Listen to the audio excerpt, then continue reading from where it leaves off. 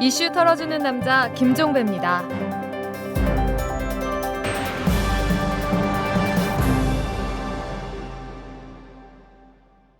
3월 13일 수요일입니다. 이 MBC의 대주주인 방송문화진흥회의 김재우 이사장, 이 사람이 결국 사퇴한다고 합니다. 어제 이사장직은 물론 이사직에서도 물러나겠다라는 입장을 표명을 했습니다. 뭐 당연한 귀결이죠. 이 박사학위 논문 표절 의혹이 불거지자 표절로 최종 판정 나면 이사장직에서 물러나겠다고 공언을 했었는데 당국대가 그의 표절을 최종 판정하는 한편 학위까지 취소를 해버렸으니까 버티기가 힘들었을 겁니다. 이 김재우 이사장의 사퇴 소식이 알려지자 많은 사람들은 그의 비호를 받던 김재철 MBC 사장의 거취에 주목을 하고 있습니다. 김재철 사장 또한 물러나는 것 아니냐 이런 전망까지 하면서요. 하지만 섣부른 관측인 것 같습니다. 전망보다는 희망에 가까운 것 아닌가 이런 생각도 드는데 김재철 사장이 지금까지 보여온 태도를 보면 그렇습니다. 따라서 이 더 먼저 그리고 더 중요하게 봐야 하는 것이 있습니다. 김재철 사장의 거취가 아니라 박근혜 정부의 태도입니다. 이 김재우 이사장이 물러나면서 생긴 빈자리를 메워야 하는데 이 자리에 누구를 앉히는지를 보면 공영방송을 대하는 박근혜 정부의 태도와 기조가 분명히 드러나지 않겠습니까? 이 김재철 사장의 거취에 대한 전망은 그에 따라서 아마도 달라질 겁니다. 자, 광고 듣고 시작하겠습니다. 재벌과 모피아의 함정에서 탈출하라. 종횡무진 한국경제. 재벌 개혁에 앞장서온 김상조 교수. 그가 한국경제에 던지는 8가지 질문. 우리가 몰랐던 한국경제의 진실을 파헤칩니다. 더 이상 경제 권력자들의 눈속임에 속지 마세요. 종횡무진 한국경제. 오마이뉴스가 만드는 책 오마이북.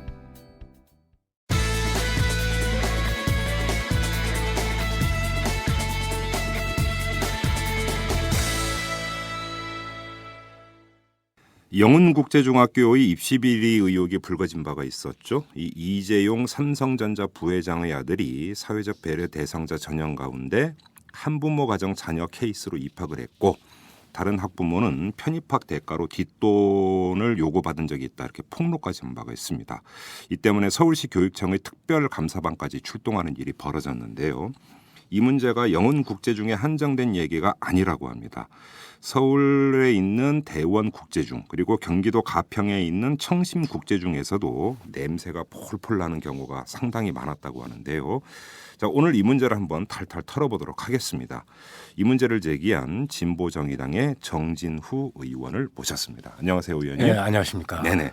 영훈국제중 케이스는 이제 보도에서 많이 나왔으니까 일단 뭐 나중에 좀 얘기를 하도록 하고요. 예. 의원님께서 이제 어제 그 공개한 내용이 있는데 대원국제중 얘기부터 한번 해보죠. 그러니까 예. 사회적 배려 대상자 전형이 있는데 예. 그 전형이 또 둘로 나눠지지 않습니까? 그렇습니다. 경제적인 부분과 예. 비경제적 전형이 예. 있는데 비경제적 전형에서 이른바 잘 나간다는 사람들의 자녀가 엄청나게 많았다. 그렇습니다. 어느 정도입니까? 그 두 명 중 한 명꼴이라고 50%. 말씀드릴게요. 예. 그러니까 뭐 의사, 변호사 이런 그렇습니다. 자녀들. 예, 그 의사나 교수, 예. 그다음에 법조인, 사업가 이런 고소득층 직업을 가진 학부모들의 비율이 네.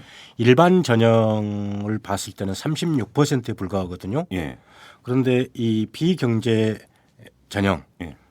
배려 전형 이 부분을 보니까 무려 48%였어요. 그래서 일반 전형에 비해서 12%가 높았다 이렇게. 청심국제중은 어땠습니까? 거기도 거의 마찬가지였습니다. 그래요? 예.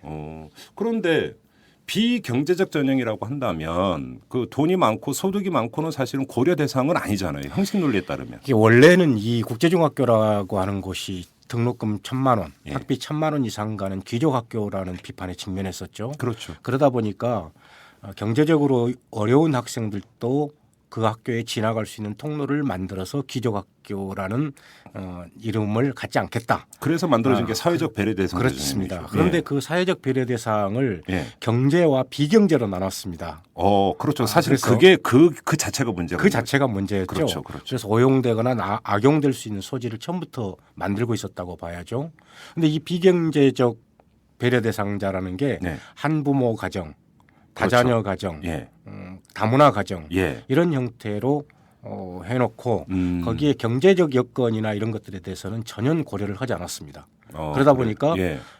이른바 고소득층, 예. 부유층이 특별하게 입학할 수 있는 그렇죠. 통로가 돼버린 거죠. 그러니까 사실 사회적 배려 대상자 전형이라고 하는 취지와 거기서 비경제적 전형은 사실은 뭔가 악유가 안 맞는 그렇습니다. 앞뒤가 안 맞는 사실 그 제도라고 봐야 되는 거죠. 예. 왜 근데 교육당국이 비경제적 전형을 다시 또 나눈 거가 그러니까 그렇게 본다면 일종의 편법 꼼수라고 볼 수 있는 건데 그렇습니다. 왜 제동으로 안 그런 걸까요, 그거를? 사실은 이게 계속해서 문제가 제기돼 왔었는데 예.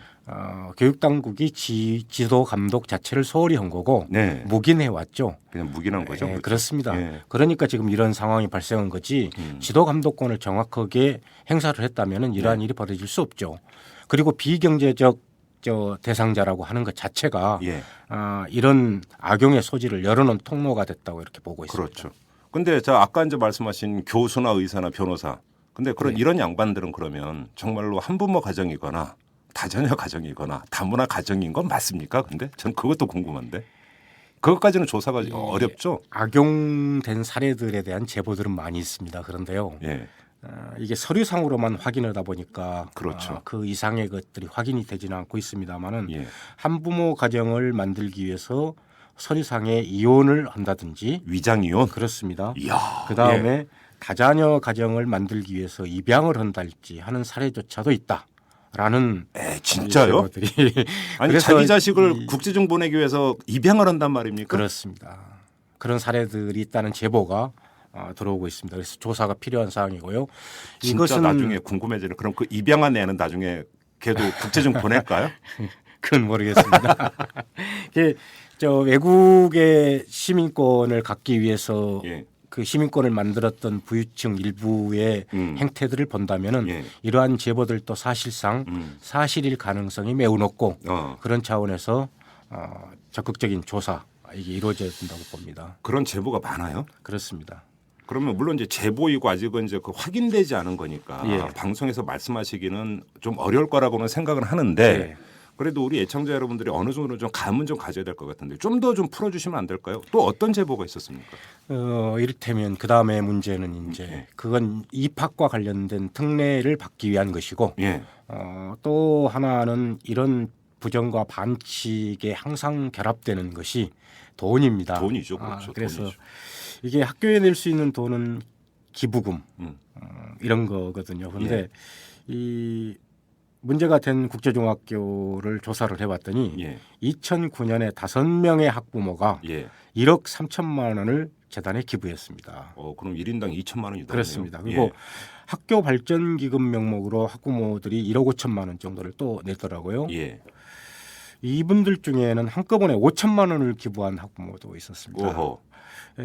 이게 학교의 발전을 위해서 학부모가 기부금을 내고 학교 발전 기금을 낸다는 것 자체를 문제 삼을 수는 없지만은 이러한 돈이 어떻게 해서 조성됐는지에 대해서는 정확하게 살펴볼 필요가 있다고 보여집니다. 이제 정치 자금이나 뇌물에서 항상 문제가 되는 게 이른바 대가성 아니겠습니까? 그렇습니다.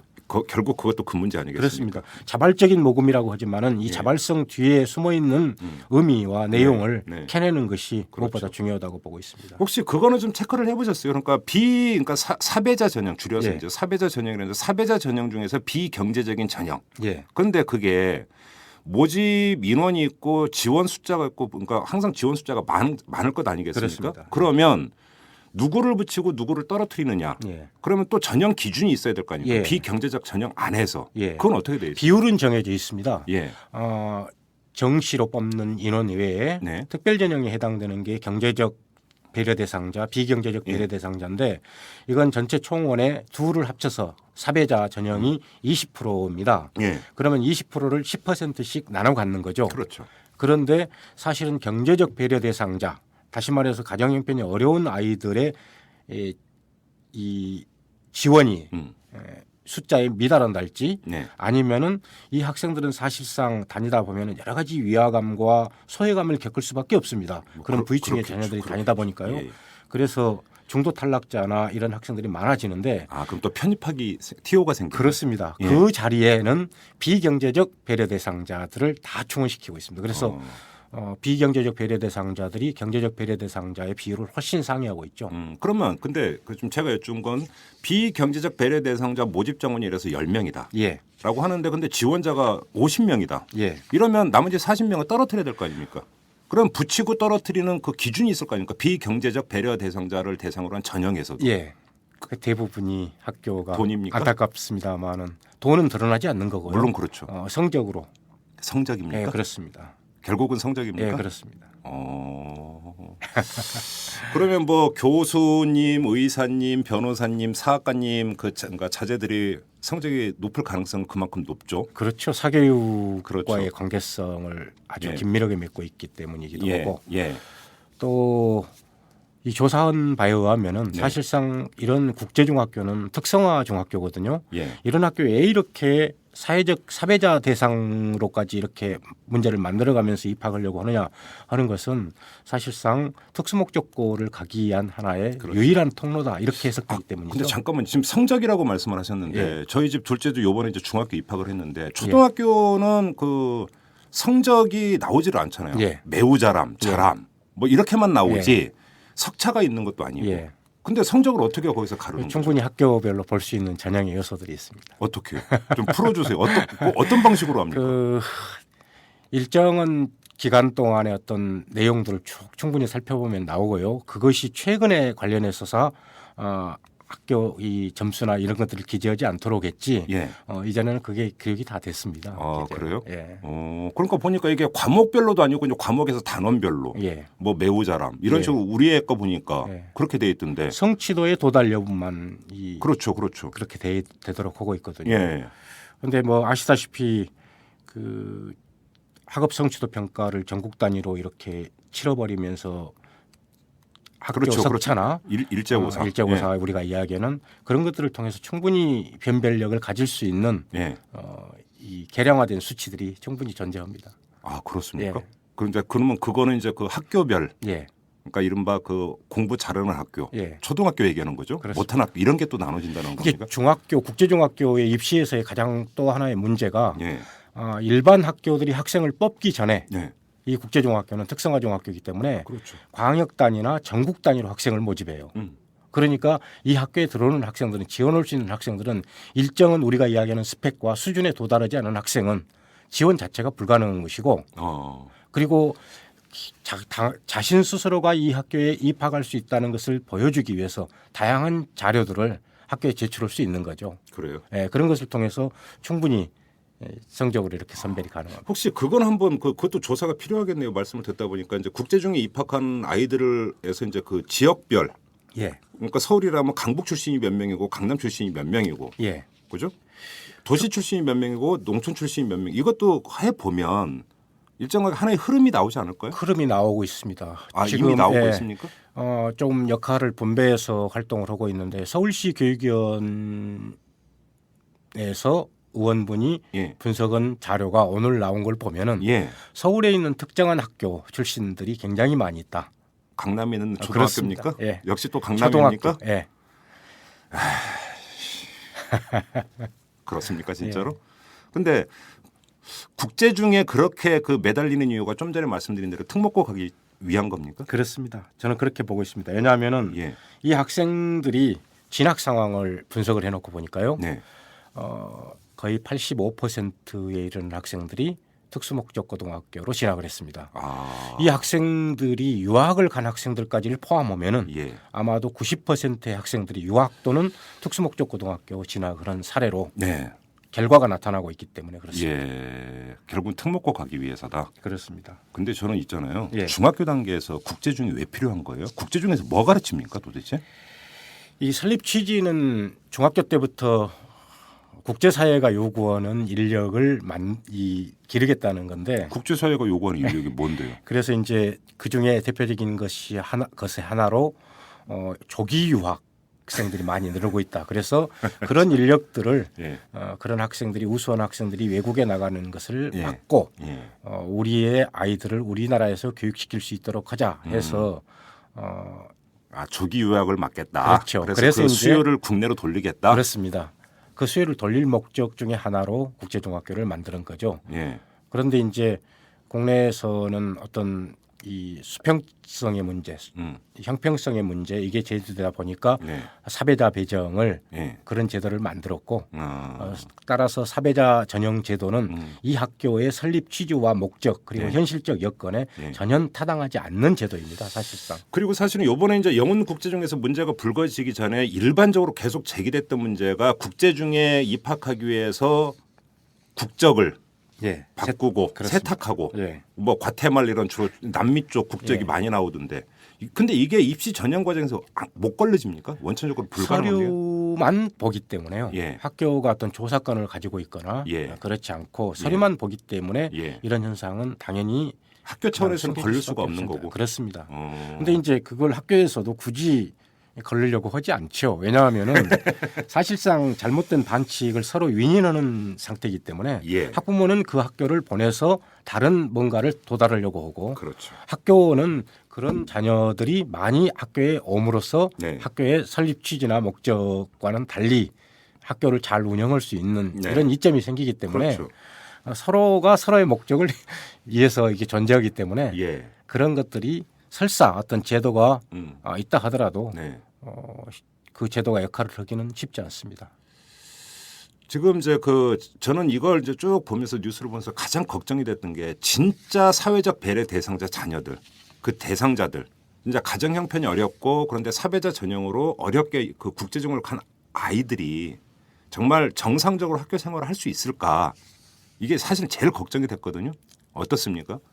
지적하신 내용이 이 국제중학교가 그대로 유지돼야 되느냐에 대한 판단을 하는 가장 중요한 준고로 예. 저는 작용해야 된다고 생각합니다. 예.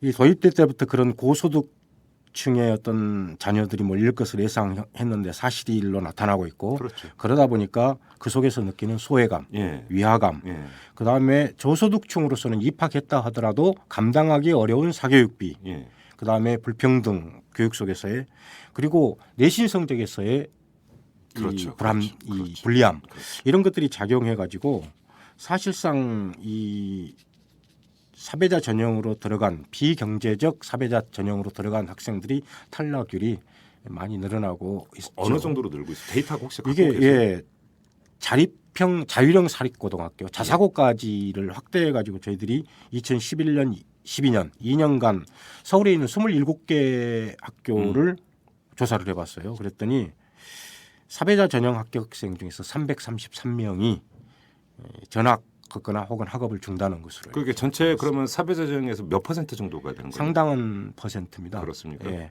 그래서 그리고 일반계 고등학교로 다시 전학 가거나 이렇게 아니면 그렇습니다. 자퇴를 해버리거나 전국적으로는 453명으로 나타났습니다.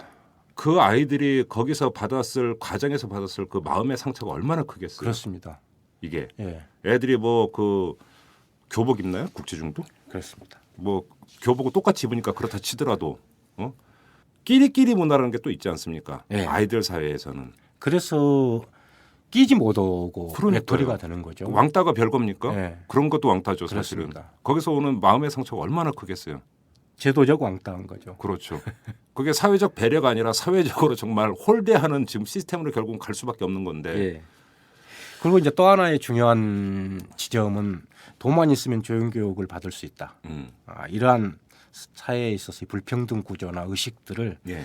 국제중학교가 사실상 음. 중학교 때부터 이렇게 사회에 만연시키고 있는 게 아닌가. 네. 이런 부분들이 적극적으로 검토돼야 되는 게 아닌가. 그래요. 이렇게 지금 이제 국제중 얘기를 했는데 그 이제 이 와중에서 또 전효옥 전 의원의 자녀 얘기가 나왔습니다. 예. 그러니까 자율형 사립고. 예. 예, 또 그 이 다자녀 가정 자녀 케이스로 입학을 했던 걸로 밝혀졌는데 그렇습니다. 이건 또 예. 어떻게 봐야 됩니까? 뭐 규정상으로는 문제가 없다 예. 이렇게 이야기를 학교건 어디건 이렇게 이야기를 하는데요. 예. 근데 그 학교가 또 그 전효옥 의원의 지역구 안에 있는 학교라면서요. 그렇습니다. 예. 예. 국회의원의 자녀가 사회적 배려 대상자로 인정돼서 해당 부모가 있는 해당 지역구의 학교에 입학을 했다. 이것을 예. 규정에 맞았다, 틀렸다 이걸로 단순하게 이야기한다면은 그 손바닥으로 형신- 하늘을 진짜 가리는 거 형신도- 아니겠습니까? 형신도 예. 예. 있을 수가 없는 일이고요. 예.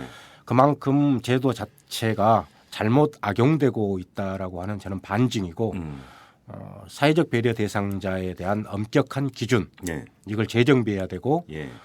뿐만 아니라 학교에 대한 근본적인 문제까지를 같이 예. 검토할 수 있는 이 두 가지 지점에 대한 부분이 우리에게 시사해 주는 바라고 여기고 있습니다. 그 문제는 좀 이따 다시 한번 여쭤보도록 하고 지금 근데 그 자율형 사립고 말고 자립형 사립고도 있고 예. 또 특목고도 있지 않습니까? 예. 그러면 이런 학교에서는 지금 이 입시 과정에서 지금까지 쭉 이야기됐던 이런 문제가 거기서도 나타날 개연성은 얼마든지 있는 거 아닙니까? 가능성? 그렇습니다. 예.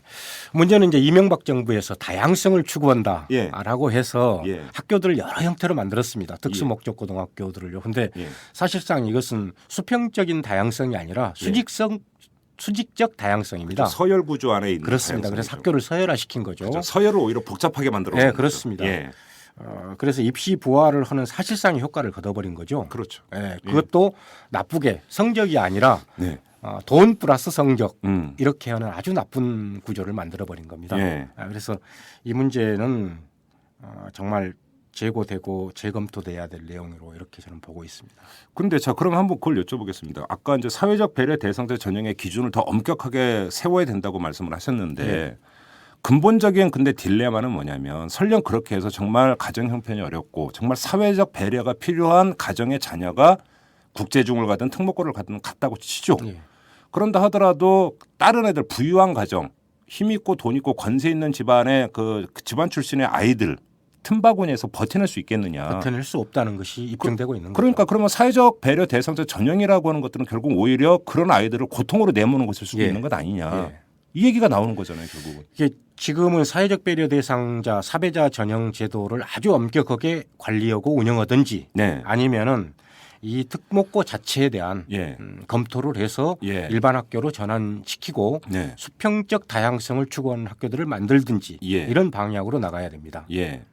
그렇지 않다면은 제가 지금과 같이 나타나는 문제들은 더욱더 예. 악화되고 심화되어서 우리 앞에 던져질 거라고 이렇게 보고 있습니다. 결국은 지금 그 쭉 이야기의 진행 상황이나 논리로 볼 때 사회적 배려 대상자 전형을 엄격하게 관리를 한다 하더라도 결국은 문제는 그 문제의 근원은 없어지지 않는 거고. 없어지지 않습니다. 결국은 그렇다면 뭐 특목고니 국제중이니 하는 이런 어떤 그 학교 체제를 전반적으로 다시 손봐야 되는 건데 예. 가능하겠습니까 그게? 그 예를 이- 들어서 외고 폐지론이 나온 게 하루 이틀 된 게 아니지 않습니까? 예. 근데도 안 되잖아요 지금. 수요가 있다는 미명하에 안 되는 거죠. 그렇죠. 예. 그래서 우선은 네. 교육청에서 특정 감사를 벌리고 있고 그럽니다만은 그것만 가지고는 해결이 되는 게 아니고요. 그렇죠. 그럼 반창고 검찰에, 붙이는 것밖에 안 예, 되는 거고요. 검찰의 수사까지가 같이 들어가야 되고 네.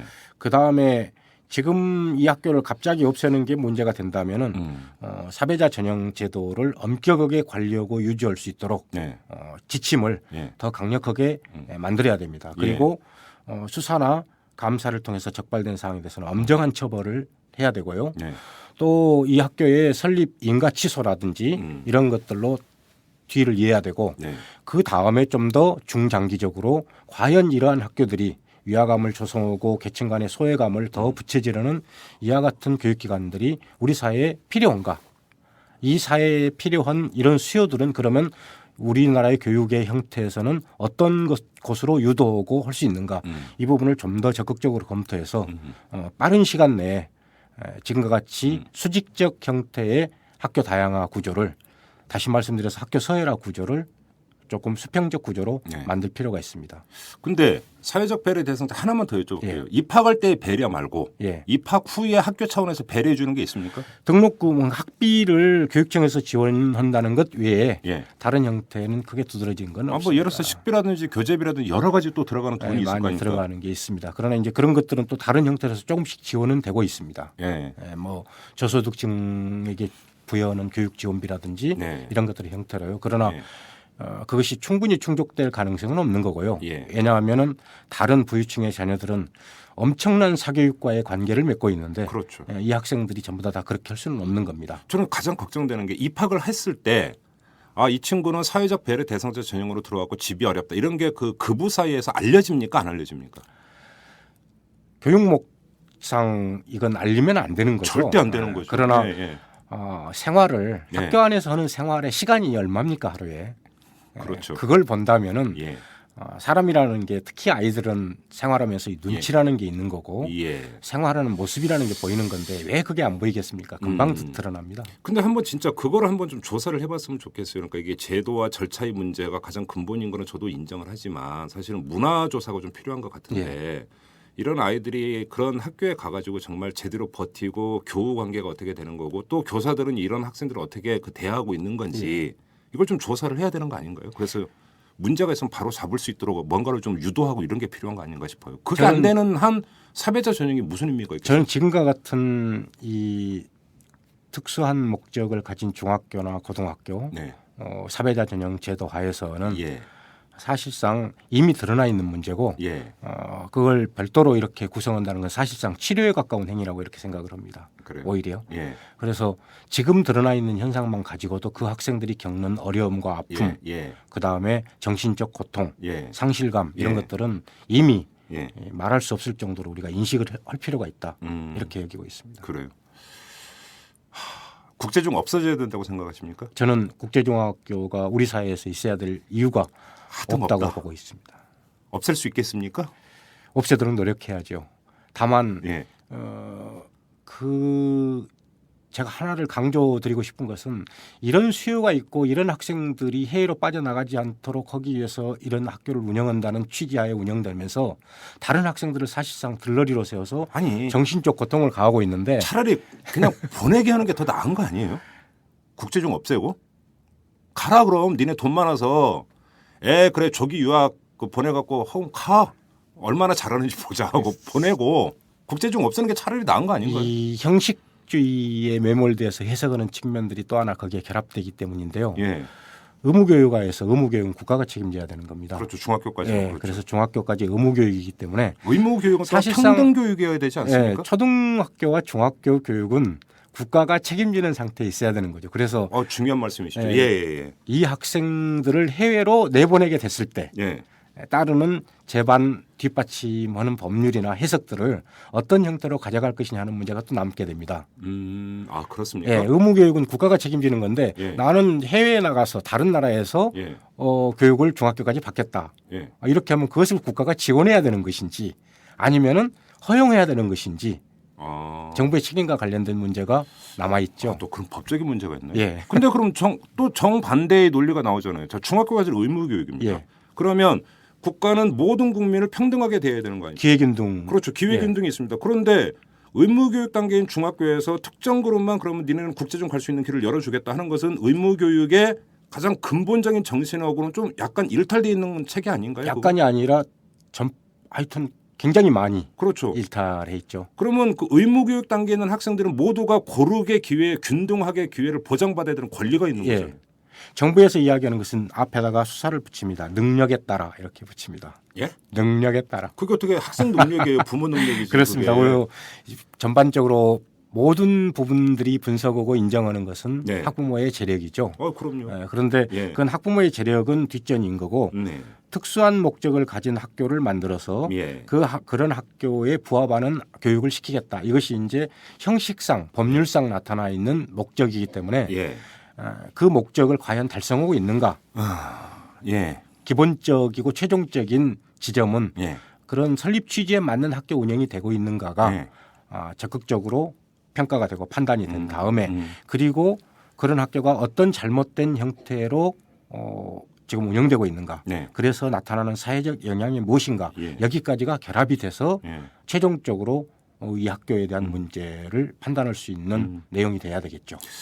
우리 정진우 의원께서는 또 정교조 위원장 출신이시기도 합니다. 예, 한번 그렇습니다. 그래서 이제 아주 전문적인 식견을 갖고 계시니까 또 하나 여쭤볼게요. 예. 아까 잠깐 자율형 사립고 이야기가 나왔잖아요. 예. 근데 지금 계속 뉴스를 타고 있는 게 입학정원 미달. 예. 그래서 어떤 학교는 그냥 우리 학교 다시 나 돌아갈래. 예. 그래고 자율형 사립고 지정 취소해달라 이런 것도 뭐 나온 걸로 제가 알고 있는데 그렇습니다. 자율형 사립고 이렇게 되면 오래 못 가는 겁니까?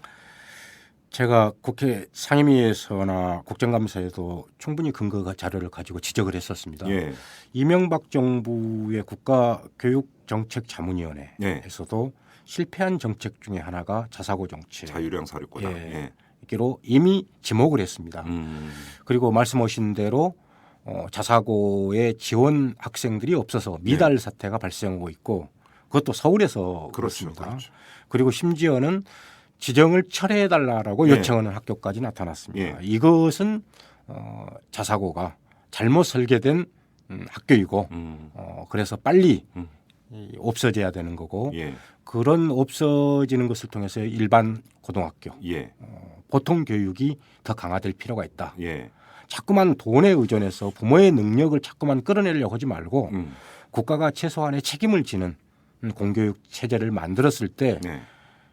내일을 물려줄 아이들 아니겠습니까? 음. 우리 나라를 물려주는 건데 나라를 특정한 몇 사람한테 물려줍니까? 모든 아이들이 미래의 주인공이죠. 그런 점에서 모든 아이들이 다양한 교육을 받으면서 교육의 기회균등 속에서 능력을 최고도로 발휘할 수 있게 만들어야 되는데 부모의 재력에 의해서 예. 일시적인 사교육에 의한 그 성적 계량화된 성적의 점수에 의해서 자기 미래가 결정되거나 학교가 결정된다면은 이건 그 학생들을 주인으로 대접하는 것은 아니죠. 그렇죠. 예, 그런 점에서 자사고 정책은 분명하게 학계에서나 정치권에서나 그리고 정책을 폈던 분들이나 모두가 다 문제가 있는 학교 정책이라고 이렇게 꼽고 있습니다. 그런데 그러면 이명박 정부에서 펼쳤던 또 마이스터고나 예. 특성화고등학교 있지 않습니까? 예. 그건 좀 그래도 평가가 좀 그렇게 나쁜 것 같지는 않던데요. 그 마이스터교와 특성화교의 문제점도 없는 건 아닙니다. 예. 다른 재원을 별도로 투자를 해서 이런 실업계 학교들을 발전시켰다 하면은 참 좋은 건데 일반 실업계 고등학교에 갈 재원의 일부를 그쪽으로 돌려서 온 것이라는 문제가 있고요. 그렇습니까? 예. 아랫돌 빼서 윗돌 윗돌 고운 격이죠. 예. 그럼에도 불구하고 이 정부에서 제가 대정부 질문을 통해서 국무총리에게 이 정부에서 가장 잘한 교육 정책 하나만 꼽아보라고 했을 때 이걸 꼽았어요. 의미는 충분히 이해는 합니다. 예. 왜냐하면은 고등학교를 지금과 같이 우리나라의 학력을 선호하는 나라에서 네. 고등학교로만 졸업하고도 예. 사회에 진출할 수 있는 통로를 만들었다. 예. 이런 점에서 아마 높이 평가하고 있는 것 같습니다. 네. 그런데 그런 성과는 예. 일반화시킬 필요가 있다고 보여집니다. 그래서 더 확대해야죠. 그렇습니다. 예. 그런 것이 필요하고 예. 그런 점에서 마이스터 고등학교와 이런 특수 전문학교 이런 부분에 대한 지원은 더욱 더 강화돼서 학력 사회에 이것들을 좀 쉽게 나가야 됩니다. 근데 MB 정부 말기에 그러니까 고졸 채용을 아주 정부에서도 강도 높게 요구를 했고, 예. 그다음에 뉴스에 따르면 일반 그 뭐 대기업 이런 데서도 고졸 채용을 늘리고 있다 이런 보도가 나왔는데 이게 허상이라는 얘기도 있었습니다. 뭐냐면 정부가 하도 다그치니까 예. 고졸 채용은 늘리는 대신에 이제 2년제 전문대졸 채용을 줄여버렸다. 예. 이런 얘기가 많았거든요. 예. 실제로 그렇습니까? 그런 지적이 상당히 타당성 있게 들리고요. 예. 또 하나는 이 고졸 채용자를 통계상으로만 잡다 보니까 네. 아직 추적 조사까지는 우리 사회에서 아직 이루어지지는 않고 있는 것 같아요. 예, 예. 그래서 고졸자로서 취업한 취업자들이 예. 어느 정도의 기간을 근무하느냐, 아. 안정적인 직업이 되느냐, 예. 아니면은 불안정한 직업이 되느냐에 대한 꿔도는 부분은 보릿자루가 되느냐 네. 아니냐. 예. 아직 그 부분에 대한 것까지는 정확하게 데이터가 음. 제시되지 않은 걸로 알고 있습니다. 마지막으로 하나만 여쭤보겠습니다. 예. 고교 평준화 폐지 논란이 나왔을 때도 그렇고 특목고 예를 들어서 이제 외고 같은 경우 폐지 논란이 나왔을 때도 그렇고 근데 참 재미있는 현상이 그 여론조사를 보면은 전폭적으로 지지하지 않습니다. 예. 학부모들의 반응을 보면은 오히려 필요하다라고 이야기하는 학부모들도 상당히 많습니다. 예. 그리고 고교 선택제 같은 경우도 좋다고 이야기하는 학부모들이 상당히 많습니다. 제가 여쭙고 싶은 건 옳고 그름이 아닙니다. 예. 이런 학부모들의 정서는 그러면 어떻게 수렴해서 어떤 식으로 그러면 유도를 해서 합의를 끌어내야 된다고 보십니까? 거기에는 예. 기존 어떤 공교육에 대한 강한 불신이 깔려 있고 예. 사실 일반계 고등학교 나와서 대학 가기도 힘들다라는 불신이 분명히 깔려 있는 것 아니겠습니까? 예. 근데 이거를 당신들 그런 생각하면 안 된다라고 해서 설득될 문제는 아니잖아요. 예. 어떻게 해야 됩니까, 그럼? 저는 지금 이제 우리 초중등 교육 예. 그 속에서의 특목고 현상 예. 이런 부분들이 학부모들에게 전폭적인 어떤 부정이나 이런 건 아니고 예. 상당히 많은 지지를 받고 있다는 지적에 대해서 동의를 합니다. 예. 그리고 그 원인이 공교육의 불신이라는 것에 대해서도 어떤 교육학자도 부인하지 않습니다. 이런 속에서 저는 뭐 입시제도라든지 이런 것들이 개선되기만을 기다려서는 안 되는 거고 그렇죠. 또 특수한 목적을 가진 학교들을 부모의 재력에 의해서 갈 수 있는 학교들을 만든다고 그래서 수요를 충족시킨다. 그래서 그걸 유지도록 해야 된다. 이 부분에 대해서 저는 반대합니다. 다만 똑같은 국민의 자녀이기 때문에 예. 다양한 학교 생활을 통해서 다양한 교육을 받고 그 다양한 교육 속에서 자기의 잠재적 능력을 발전시킬 수 있어야 된다고 보기 때문에 예.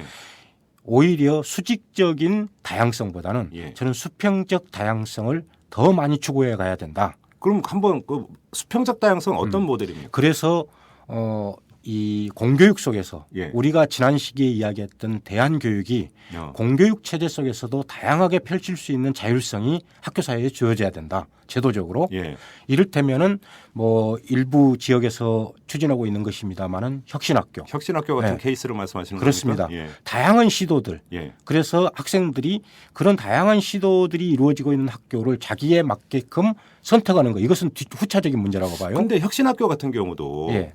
개인적으로 이제 제 동생이 이제 그 사는 데가 바로 옆에 혁신학교가 있더라고요. 예, 그래서 한번 얘기를 들어봤는데 혁신학교에 애 보내려고 이사를 온대요. 예. 서울 강남 이런 데서. 예. 그러니까 그 혁신학교가 있는 아파트 단지 전세만 다른 단지 전세보다 5천이 더 비싸대요. 이것도 부작용 아닙니까? 그렇습니다. 그러니까 그것들이 혁신학교가 지금은 그것을 만들어가는 과정이고 예. 얼마나 공교육에 대한 불신이 심했으면은 예. 그렇게 새롭게 시도되는 학교로 자녀를 보내기 위해서 이사하는 현상까지 발생하겠습니까? 그러니까요. 예. 예. 그걸 본다면은 예. 이런 다양한 시도들이 모든 학교에서 이루어질 수 있도록 만들면 됩니다. 오히려 더 확대를 하면 그렇습니다. 요소 그러니까 지역마다 다 있을 테니까. 그렇습니다. 예. 그래서 모든 학교들이 자기 특성을 갖는 학교들이 된다면은 예. 학생들이 거기서 선택권을 발휘하는 것은 그건 후차적인 문제입니다. 그러나 지금 학생들한테 선택권을 주는 거나 이런 것은 자칫 잘못하면 성적순으로 예. 혹은 수직화되어 있는 다양성으로 학생들이 쫓아가는 그런 패습을 만들 수 있다는 것이죠. 저는 좀 사실 이제 가장 우려되는 게 국제중 나와서 특목고 가가지고 이른바 스카이 나와가지고 예. 얼마 전에 뉴스도 있었습니다. 그러니까 그 법원 이제 판사들의 이제 학력을 출신 학교를 분석을 해봤더니 특목고 이제는 출신. 경기고를 제꼈다. 외고 모 외고 출신이 예. 그렇습니다. 이러면서 이른바 그 학벌 사회가 더 강화가 되어버리는. 근데 그 학벌이 이제 대학 학벌이 아니라 국제중 특목고로 이어지는 그 학벌. 이게 지금 10년, 20년 누적되다 보면은 특정 학벌이 결국은 한국 사회를 지배해버리는 현상이 빚어지지 않을까. 저는 심히 우려되는 게 바로 그거거든요. 동의합니다. 그죠? 예. 그리고 국제중학교가 사실상 특수목적고등학교를 가는 입시의 통로가 된다 하는 지적이 바로 제가 드렸던 말씀이 예. 그런 데 근거하고 있고요. 예, 예. 그리고 특수목적고등학교 학생들이 우리가 이야기하는 우수한 대학 이걸로 진학이 이루어지고 예. 우수한 대학을 나온 재원들이 우리 사회에서 이른바 특정한 직업군 엘리트 그룹에 다 포진해버리고. 그렇습니다. 예. 그렇게 되면은 사실상 몇 퍼센트의 사람들이 예. 대한민국 사회를 지배하는 이런 잘못된 결과가 될 수 있죠. 그렇죠. 심각한 거죠. 네. 그거는. 10년, 20년을 내다 보면 진짜 심각한 문제인데 박근혜 정부는 좀 교육 정책이 좀 바뀔 어떤 여지가 좀 있어 보입니까? 어떻습니까? 좀 반신반의하고 있습니다. 왜냐하면은 그러니까 반의는 놔두고 반신의 근거는 뭡니까? 반은 한번 믿고 싶은. 새롭게 초대 교육부 장관 네. 박근혜 정부가 들어서서 예. 교육 정책을 펼칠 교육부 장관을 임명하는 거 보면은 서남수 장관 말씀하시는 예. 거죠. 그러니까 MB 조금의- 교육 정책을 상당히 비판을 그렇습니다. 했다고 하는. 예. 그런 부분에 있어서는 어. 조금의 신뢰를 가지고 있습니다. 예. 그래서 기대를 가지고 있는데요. 이게 어떤 형태로 나타날지는 좀 더 지켜봐야 될 것 같습니다. 알겠습니다. 참 교육 문제 정말 참 첩첩산중이고 너무나 얽혀 있는데 그 어떤 대통령도 사실 제대로 풀지를 못했습니다. 이것만 풀어도 제가 볼 때는 역사의 길이 남을 대통령으로 아마 될 것 같은데 참 난제 중에 난제인 것 같은데 근데 국제중 같은 문제는 이거는 누가 보더라도 이거는 말이 안 되는 거기 때문에 확실하게 뿌리를 도려내는 것이 좀 필요해 보입니다. 알겠습니다. 여기서 마무리하겠습니다. 고맙습니다. 관심 가져주셔서 고맙습니다. 네. 숨어있는 이면의 진실을 털어드립니다. 이슈 털어주는 남자 김종배입니다.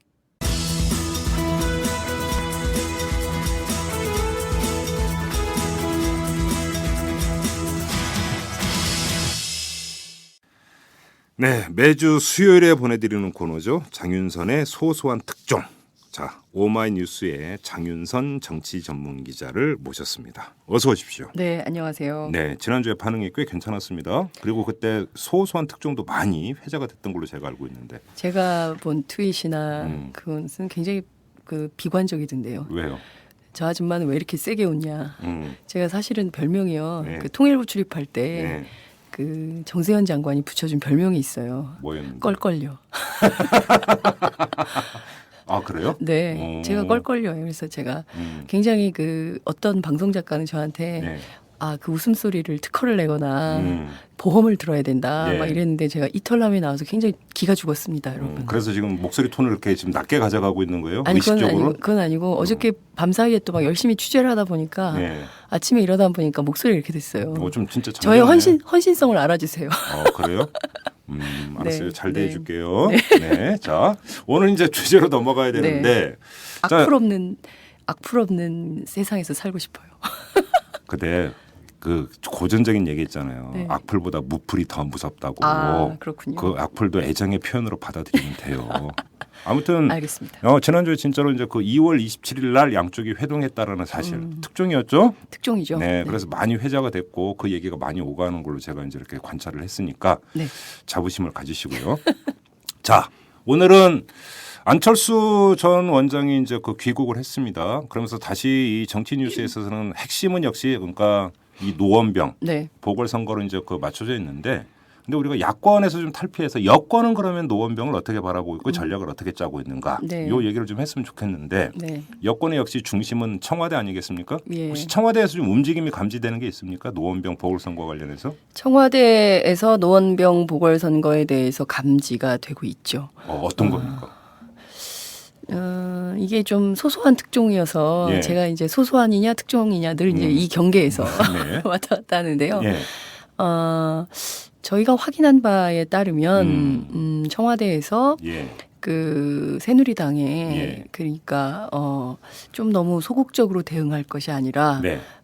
좀 적극적인 대응이 필요하다라는 오호. 메시지를 전달한 것으로 그래요? 확인이 되고 있습니다. 그러면 적극적으로 대응하라는 건 아주 센 그렇죠. 안철수 전 원장하고 맞짱을 떠서 이길 만한 사람을 공천해서 전력 투구해라 이런 뜻입니까? 그렇죠. 청와대에서 나온 워딩은 뭐 네. 이렇다는 거예요. 예. 야구에 빗대가지고 예. 번트 되지 마라. 번트 되지 마라. 예. 그러니까 제대로 고의사고 내지 말고 예. 전력 투구를 해서 반드시 이겨라. 이런 메시지를 전달했다는 겁니다. 가만 있어봐. 그러면 이게 이제 그 지난 4.11 총선 때 네. 부산에서 이제 그 사상구에 문재인 후보가 나오니까 손수조 후보를 공천을 하지 않았습니까? 그렇죠. 예. 그러니까 저도 그러니까 믿지는 거 없다. 그렇죠. 이런 차원에서 했던 걸 이제 번트로 비유할 수 있다. 그렇죠. 그 얘기입니까? 그렇습니다. 그러니까? 예, 예. 그러니까 지금 새누리당 예비 후보로는 허준영 후보가 등록이 돼 있는데 네.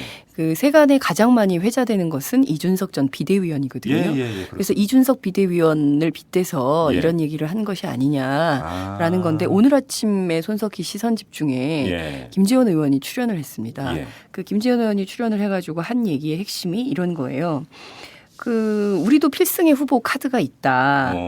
뭐 당연히 야권 주자가 나가서 당선이 될 거다. 이렇게 버리는 카드로 임할 게 아니라 예. 경쟁력을 갖춘 과거에 뭐 홍정욱 전 의원이라든가 네. 나경원, 원희룡 이런 기대주들이 있는데 그러면 이제 충분히 승산이 있는 선거인데 네. 그렇게 크게 나가서 선거판에서 국민의 심판을 받을 생각을 해야지 예. 당이 너무 소극적으로 임하는 것이 아니냐. 어허. 특히 이제 보궐선거 같은 경우에는 투표율이 높지 않기 때문에 네.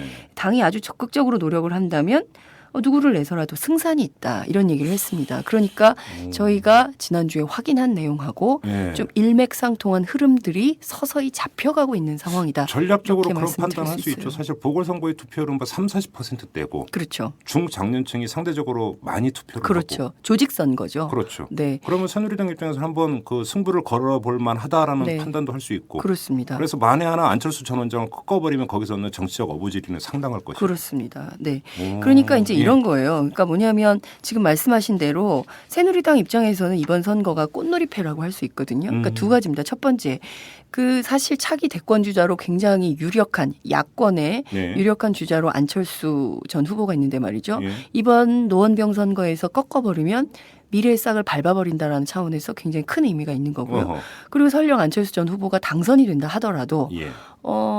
야권 분열의 씨앗을 튀운다 이런 차원에서도 새누리당 입장에서는 꽃놀이 핍니다. 그래서 두 가지 양 측면에 두 가지를 다 가지고 핸들링을 할 수 있는 처지이긴 하죠. 네. 그런데 한 측면에서 청와대가 그러면 이 꽃놀이 패를 쥐고 왜 이렇게 갑자기 세게 핸들링을 하게 됐을까? 예. 그 원인은 사실 여기에 있다고도 볼 수가 있습니다. 예. 안철수가 조기 등판을 하면서 네. 사실 이번 재보궐선거가 박근혜 정부에 대한 조기 심판론이 예. 득세해진 측면도 있는 거거든요. 예. 특히 이제 지난 2월 25일 출범했지만 사실 정부 조직 개편안을 둘러싸고 여야가 심각한 삿바싸움을 벌이고 네. 있으면서 정부가 뭐 사실은 절름발이 제대로 된 역할을 예. 못 하고 있는 상황에서 예. 계속 이제 통치를 앞세우고 정치를 안 하는 것이 아니냐 이런 비판. 예. 그리고 이제 김병관 전 후보자 같은 경우에는 조국에 헌신을 하겠다며 네. 계속 버티고 있는 이런 상황에서 이게 그랬죠. 정치가 안 되고 있는 거거든요. 음. 그러니까 이것이 과연 그러면 박근혜 정부가 잘하고 있는 것이냐 못하고 있는 것이냐 이것이 국민적 심판을 받을 수 있는 바로미터가 바로 서울 노원병 선거가 될 수 있게 되는 어허. 거거든요. 이야, 그러면 노원병의 상당한 격전이 엄청 뜨거워질 수도 있겠네요. 그 가능성이 저는 굉장히 높아지고 있다고 보입니다. 그러면 우리 장윤선 정치전문 기자는 청와대에서 번트 대지 말라라는 사인이 새누리당으로 갔다고 말씀을 하셨고 우연의 일치인지 아니면 이게 흐름인지는 모르지만 김재원 의원은 또 오늘 나와서 우리에게는 나경원도 있고 원희룡도 있다라고 또 얘기를 했어요. 홍정욱도 있다. 홍정욱도 있다. 네. 그러면 많다. 네. 새누리당 움직임은 좀 감지되는 게 있습니까? 어떻습니까? 후보 문제에 있어서. 오늘 허준영 그 전 경찰청장이 예. 기자회견을 열었습니다. 예. 10시 반에 기자회견을 열고 예. 안철수 전 후보에 대한 각을 세게 세웠습니다. 안철수 전 원장이 대선을 져놓고 왜 노원병에 오느냐. 뭐 서울시장 양보하고 대선 또 그렇게 하고 예. 미국 갔다 와가지고 국회의원을 하겠다는 건데 그게 새 정치냐. 나는 정말 그 노원에서 열심히 노력을 해왔다. 그리고 나는 박근혜 정부 성공의 초석이 되겠다. 이런 주장을 하면서 네. 지금 최대의 화두가 안보와 안전인데 예. 전직 경찰청장 출신인 나야말로 예. 내가 노원을 지키면 네. 북한의 김정은도 상계동은 못 건드린다. 예? 라는 어록을 새로 쓰고 계십니다. 북한의 김정은도 상계동은 건드릴 수가 없다. 왜? 허준영이 있으므로. 이런 얘기를 했는데 과연 노원병의 주민들이 예. 어떤 선택을 할지. 예. 근데 그 허준영 전 경찰청장이 기자회견을 자청해서 그런 이야기를 한 건 네. 근데 김재원 의원은 우리에게 홍정욱도 있고 원희룡도 있고 나경원도 있다 그런데 허준영은 얘기를 안 한 거 아닙니까? 허준영 얘기 안 하고 예. 그리고 이제 그 이준석 전 비대위원에 대해서도 사실은 그 버리는 카드라고 좀 한 게 있어요. 그러니까 그러면 뭐냐면 혹시 버리는 카드가 이준석입니까? 이렇게 물어봤을 때 아유 근데 그런 것은 아니지만 이렇게 얘기를 했는데 지금 가장 이제 여론조사를 넣고 조사하는 대표적인 인물이 이준석 전 비대위원이거든요. 네. 그러니까 사실은 이제 버리는 카드 이꼴 이준석 이렇게 돼버리고 또 뭐 지금 거론한 3명을 보자면 그러니까 이게 빅3 후보 정도라고 이제 생각을 한 건데 거기에 빠진 셈이죠. 그러니까 거기에 발끈해서 한 측면도 있고 그렇죠. 사실 오늘 오전 10시 반에 같은 시간에 안철수 전 교수가 노원구청에서 뭔가 퍼포먼스를 할 예정이거든요. 뭐 오늘 등록도 후보 등록도 하고 말이죠. 그러니까 여러 가지 측면에서 자기가 존재감이 떨어질 가능성이 있기 때문에 이 화려한 언사로 예. 부활을 해보려는 생각이 있는 것이 아닌가 그러니까 이런 이제 생각이 그 드네요. 새누리당에서 허준영 전 청장을 제끼고 이른바 그 장타자를 그렇죠. 공천할 것을 염려해서 미리 그러니까 아예 못 받기 그렇죠. 차원의 알박기 기자회견이다. 기자회견이다 이렇게 볼 수 있겠죠. 이렇게 보면 될 수 있는 그렇죠. 거죠. 예. 근데 지금 이제 그 선거 앞두면 보통 정당이나 이런 데서 계속 여론조사 돌리잖아요. 네. 뭐 좀 나오는 게 있습니까? 그렇습니다. 그 대체로 여론조사는 비슷비슷한 걸로 보입니다. 민주당에서도 돌리고 새누리당에서 돌리고 진보정의당에서도 돌리고 이렇게 예. 여론조사를 계속 돌리고 있는데요. 예. 대체로 보면은 그러니까 민주당에서 돌린 조사를 보면 사자구도일 때 33대 30대 12대 9. 그거 어떻게 되는 뭐 거죠? 이렇게 뭐냐면 33, 안철수 안철수가 전 33. 원장이 33. 그다음에 이준석 전 비대위원이 30. 그다음에 이제 이동섭 전 지금 현 민주당 그 지역위원장이 12. 예. 김지선 후보가 9. 뭐 이 정도 나온다는 거거든요. 예. 그리고 그걸 3자 구도로 하면 40대 37대 12 이렇게 예. 나오는데요. 그러니까 이동섭 위원장을 후보로 내지 않고 예. 했을 경우에 안철수가 40, 이준석이 37, 김지선이 12 이렇게 나오는 구도라는 거죠. 예. 그리고 이제 최근에 JTBC하고 리얼미터가 700명 샘플로 해가지고 여론조사를 했는데요. 그걸 보면 안철수가 35.4, 이준석이 29.5, 이동섭이 13.2, 김지선이 9.2 거의 비슷비슷합니다. 그러니까 네. 5.9%포인트 차로 사실은 안철수와 뭐 이준석 비대위원이 이제 좁혀진 조사기 때문에 사실 새누리당 입장에서는 이준석 말고 더 센 사람을 대입하면 승산이 있다. 그렇죠. 그리고 투표율이 별로 높지 않을 거 평일에 치러지는 선거이기 때문에 예. 사실은 조직을 잘만 하면 예. 얼마든지 이길 수 있다. 그래서 박근혜 정부의 성공을 좀 이어가는 이런 프로세스를 밟았으면 좋겠다. 이런 생각들이 실제로 있는 걸로 보입니다. 그렇죠. 네. 그 여론조사라고 하는 것은 그 응답자들이 모두 투표에 참여한다는 것을 전제로 하지만 네. 그렇지는 않잖아요. 그렇죠. 네. 그러니까 이렇게 보고 만약에 그러니까 나이 많은 어르신들이 상대적으로 더 많이 투표를 한다면 네. 뭐 3 내지 6%의 지금 여론조사상의 격차라고 하는 것은 어떻게 뒤집어질지 아무도 모르는. 그렇죠. 그리고 한 가지 더 재미있는 게 그 지난 7일 날 서울 마케팅 리서치라는 회사에서 조사를 한 게 있어요. 예. 그러니까 물론 이제 이게 그 저 정확도나 이런 것은 어떤지 잘 모르겠습니다만 여하튼 쭉 그 저 민심에 대한 조사였는데 일단 안철수를 무조건 찍는다라고 예. 답한 사람이 19%고 이것도 이제 700명 RDD로 돌린 예. 조사인데요. 안철수를 절대 찍지 않겠다. 이게 25.9%고 그래요? 상대 후보를 보고 결정하겠다가 45.7%입니다. 예. 그러니까 안철수 대 누가 붙느냐 이게 예. 굉장히 중요한 관전 포인트가 예. 됐다는 거죠. 노원병 주민들 사이에서는 말이죠. 어허. 그러니까 일단 노원병 주민들 사이에서는 보면 17대 때는 임채정 전 열린우리당 예. 의원이 45.2%로 1등을 했고요.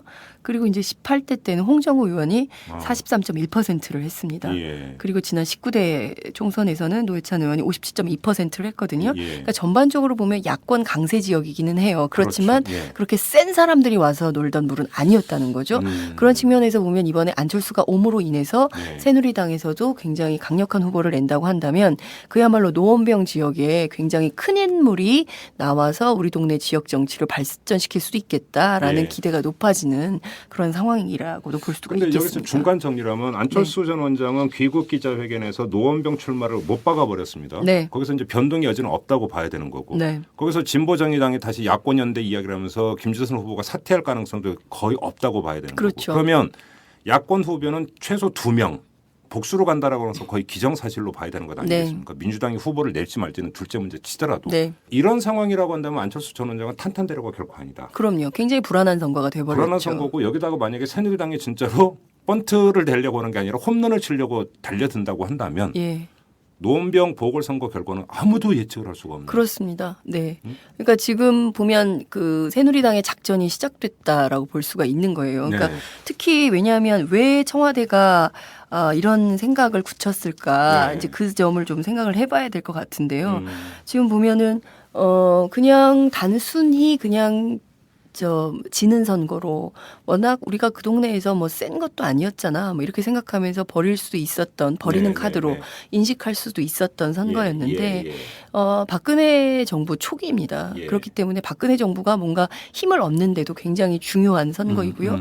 그리고 또 큰 틀에서 보자면 지금 이번에 재보궐 선거가 세 군데에서 열리는데 하나는 서울 노원병이고 하나는 부산 영도고 영도, 예. 하나는 충남 부여예요. 그런데 이 세 군데에서 민주당이 다 그저그러한 예. 수준이거든요. 그러니까 예. 뭐냐면 제가 쭉 취재를 해보니까 부산 영도에서는 선거해요.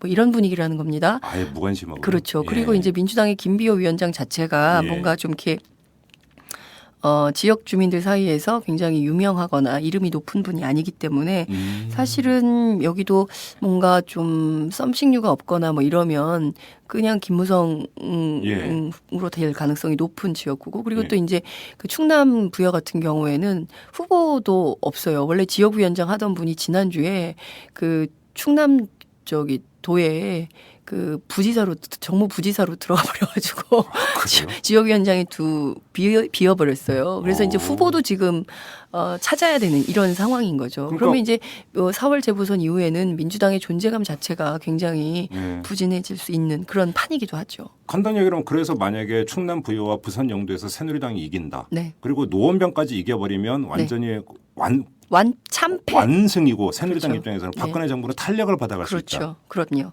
이게 네. 있는 거죠. 그렇죠. 그리고 최악의 경우에 서 새누리당 입장에서 그리고 네. 청와대 입장에서 최악의 경우겠죠. 네. 안철수 전 원장이 당선이 된다 하더라도 겨우 네. 정말 간신히 그렇죠. 힘들게 이긴다고 한다면 그것도 안철수 전 원장에게 정책 타격이 될 것이다. 네. 이렇게 볼 수가 있는 거예요. 그렇죠. 예. 야권의 어떤 힘을 빼는 전략으로 네. 가장 취하기 좋은 선택. 어. 그러니까 사실 지금 정부 조직 개편안을 둘러싸고 예. 민주당이 계속 버티고 있긴 합니다만 네. 좀 사실 저 국민들 입장에서 보면 박근혜 대통령이 좀 뭔가 온화한 미소로 좀 100% 대한민국 국민 행복 시대를 열 줄 알았는데 네. 지난 4일 그 대국민 담화를 통해서 굉장히 살벌한 정부, 예. 무서운 대통령 예. 이미지를 만들었단 말입니다. 예. 그리고 김병관 후보자 같은 경우에는 일반 국민의 상식으로 볼 때 저러고도 버틴다는 건 좀 난센스다. 거의 백화점이던데. 예, 백화점. 상식이 몰려도 너무 몰렸다. 네. 이렇게 할 수 있는데 버틴단 말이죠. 국민들 입장에선 선뜻 동의해주기 어려운 국면이에요. 네. 그럼에도 불구하고 세 지역의 선거에서 새누리당이 모두 이겨버린다고 한다면 결과적으로 야권이 국민적 힘과 지지를 통해서 우리가 정치를 하겠다라는 것에 힘을 빼는 아주 좋은 포인트가 될 수 있다. 이렇게 네. 보고 있는 거죠. 그런 측면에서 좀 더 전력 투구를 하고 새누리당이 네. 정신 차려라 이런 메시지를 보낸 걸로 보입니다. 그렇죠. 그 청와대에서 노원병을 상당한 전략 지역으로 해서 전력 투구를 할 정치적 이유가 지금 여기서 아주 확실하게 좀 정리가 된 것 네. 같고. 만약에 이 정도로 세게 오다를 때렸다면 네. 새누리당이 어떻게 할까요? 저는 사실 국회에 제가 늘 출입하지만 여당의 존재감이 거의 없거든요. 그러니까 그렇죠. 요새 기자들 사이에서 제일 많이 나오는 얘기가 뭐냐면 네. 민주당도 문제지만 새누리당이 더 문제다. 왜냐하면 존재감이 없고 예. 청와대 눈치만 보고 여당이 자기 기능을 거의 포기했다 이렇게 보고 있거든요. 예. 아무리 정권초라고 하지만 저건 너무 심하다. 음. 누구 하나 음. 나서서 이 문제를 좀 이 난국을 타개해야 된다. 청와대가 왜 이렇게 이러냐. 뭐 예컨대 이런 비정상적인 후보에 대해서는 날려야 되는 거 아니냐. 예. 이렇게 얘기할 수 있는 용기. 입도 뻥끗 못하는 여당 이렇게 예. 부르고 있거든요. 음. 따라서 이 상황에서 청와대가 이렇게 세게 오더를 때렸다고 한다면 네. 그러면 이제 새누리당도 움직임을 시작할 수밖에 없는 거고 그렇죠. 오늘 김재원 인터뷰를 통해서 저는 그것이 조금 가시화됐다. 오. 사실 어제 이걸 했으면 더 좋았을 텐데 말이죠. 그러면 결국은 지금 관전 포인트가 하나가 생겼어요. 그러니까 새누리당이 노원병에 정말 누구를 선택할 것이냐. 네. 이걸 보면 이제 확실하게 이제 여권 특히 청와대 의중이 이제 드러나는 확실하게 거죠. 드러나고 확인될 수 있는 거고. 그렇습니다. 안철수 전 원장 측 입장에서는 좀 긴장을 안 할 수가 없겠는데. 상당히 긴장을 세게 하고 있는 분위기입니다. 아, 그래서 그래요? 예. 그래서 지금 사실 그 언론 접촉이나 이런 것들도 네. 이렇게 세게 하고 이러지는 않았었는데요. 음. 굉장히 낮은 자세로 예. 여러 언론을 만나야겠다 이런 생각도 갖고 있는 것 같고요. 안철수 전 원장이 본인이 직접. 아니요, 본인이 직접은 아니고 이제 주변에 이제 공보 담당자나 예, 뭐 이런 예, 얘기를 예. 하고 있고요. 예. 안철수 전 원장도 직접 만나겠다는 의지는 있는 것 같아요. 언론들하고 편하게 만나겠다 이런 생각들도 갖고 있는 것 같고요. 예.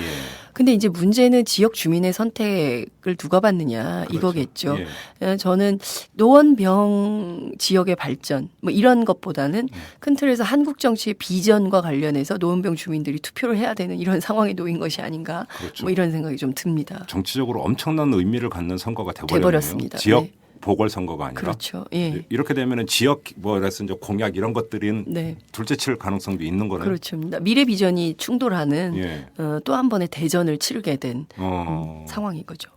진짜로 안철수 전 원장 입장에서 진짜로 여권이 총력전으로 나서갖고 만에 하나라도 또 다른 것도 아니고 야권 강세 지역에서 만약에 그래버린다라고 네. 한다면 그 정치적 내상이라고 하는 것은 치명타죠, 치명타. 치명타가 될 일어서기가 수가 어렵죠. 예. 완전히 다리가 꺾이는 것이나 다름이 없기 때문에 사실 안철수 캠프에서는 뭐 이런 얘기를 하더라고요. 그러니까 우리는 이게 대선 캠프가 아니기 때문에 네. 소수의 인력으로 지역 주민들과 만나면서 네.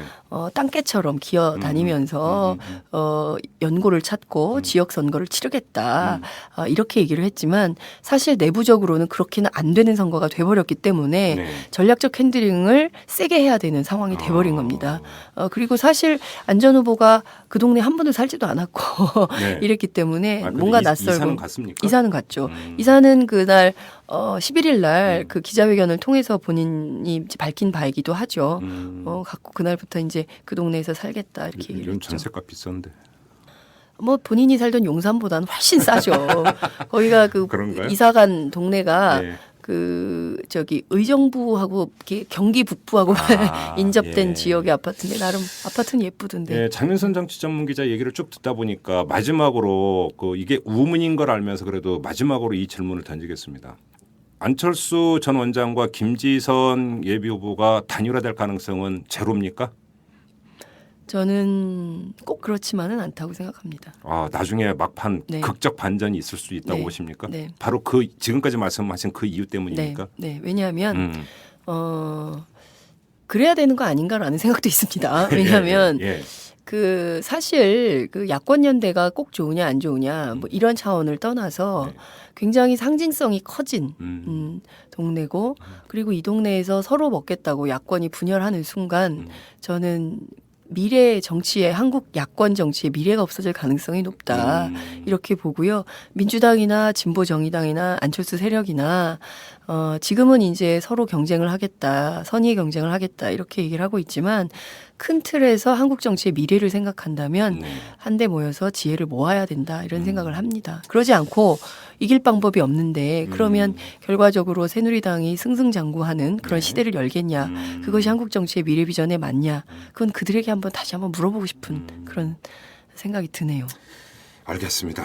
또 하나의 관전 포인트가 여기서 네. 도출이 됐습니다. 네. 알겠습니다. 자, 여기서 마무리하겠습니다. 고맙습니다. 예, 감사합니다. 안녕하세요. 오마이뉴스 대표 오연호입니다. 오늘 방송 잘 들으셨나요? 오마이뉴스는 10만인 클럽 회원 여러분의 후원으로 이탈남을 제작하고 있습니다. 오마이TV의 대선 올레도 10만인 클럽 덕분이었습니다. 이탈남과 오마이TV 더 열심히 하겠습니다. 여러분이 제작자입니다. 월 10,000원에 참여 10만인 클럽 회원이 되어 주십시오. 오마이뉴스 첫 화면에서 직접 가입하시거나 02-733-5505 내선 274번으로 전화 주시면 담당 직원이 안내해 드립니다. 지금 7,500명입니다. 함께해 주십시오. 감사합니다.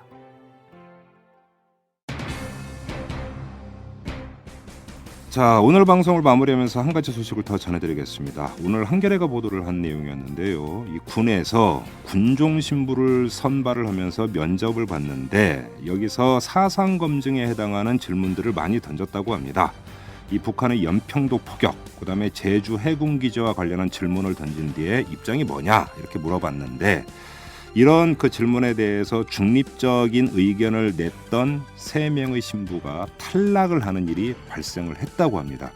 이거는 사전에 이제 교구 쪽하고 많이 이제 협의를 해서 그 선발을 하기 때문에 탈락하는 일은 거의 전례가 없는 일이라고 하는데 이번에 3명이나 탈락을 했다고 하는데요. 그래서 이 사상 검증이 본격화되는 것이 아니냐 이런 이야기가 지금 나오고 있는데 심히 우려스럽습니다. 사상 검증의 시제가 아니라 그거는 사상 통제의 시대의 부활 이걸 의미한다고도 볼 수 있는 거니까요. 여러분들 이 소식 어떻게 받아들이십니까? 자, 이만 마치도록 하겠습니다. 지금까지 이탈남 김종배였습니다.